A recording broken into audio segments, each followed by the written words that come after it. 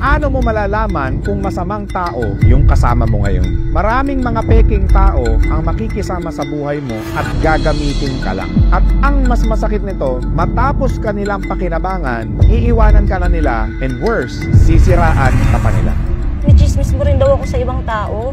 Bakit ganun? Di ba tayo magkakaibigan? Dapat tayo yung mga nagtutulungan, nagsusuportahan sa iba't ibang bagay. Sino nga ba ang mga masasamang tao na makakasama mo para makaiwas dito? Tara at ating alamin with Boss RDR.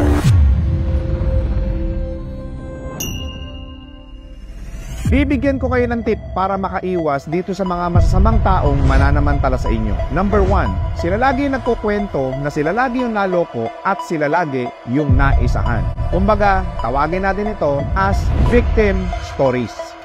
Isa ka bang pa-victim? Yung ikaw na ngayon gumawa ng masama sa kapwa mo, ikaw pa yung galit?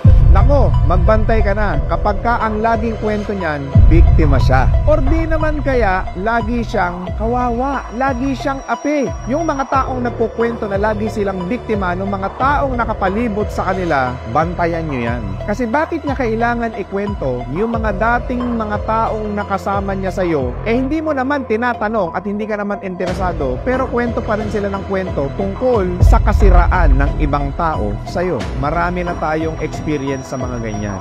Ibig sabihin, yung mga victim stories na kinikwento nila sa inyo is para iangat ang sarili nila. Kumbaga, naghuhugas kamay sila para maging maganda ang imahe nila sa inyo. Ang nakakatakot pa nito, dahil nga sila ang biktima, sila ang kawawa, sila ang inaapi, ikaw bilang tao, natural sa atin na maaawa tayo at mahahabag tayo. At doon na papasok yung mga kalokohan na pwede nilang magawa sa'yo. O pwede kang utangan ng pera niyan, baka may kailangan. Kung pwede yan humingi ng pabor sa'yo, kung pwede yan humingi ng tulong sa'yo, at matapos niyang makuha yung tiwala at tulong na ibinigay mo, iiwanan ka rin yan.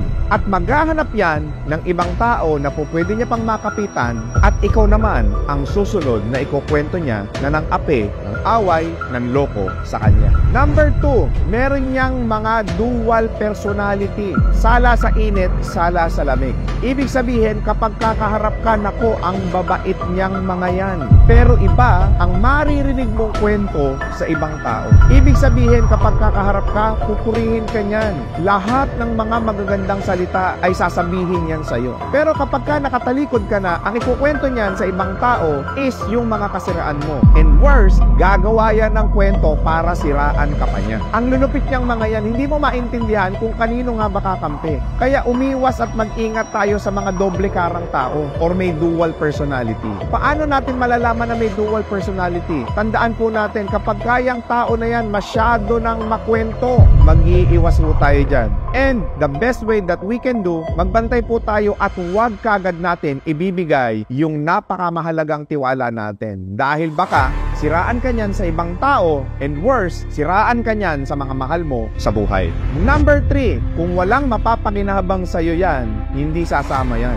Ibig sabihin, meron niyang transactional personality. Kung ikaw ay naghahanap buhay ngayon, dahil kumikita ka ng maganda, kasama mo lagi yan.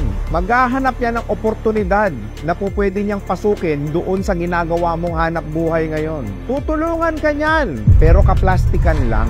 Pagsisilbihan ka niyan, pero panandalian lang. Hanggat may mahuhot-hot at makukuha sa iyang tao na yan, nandyan yan.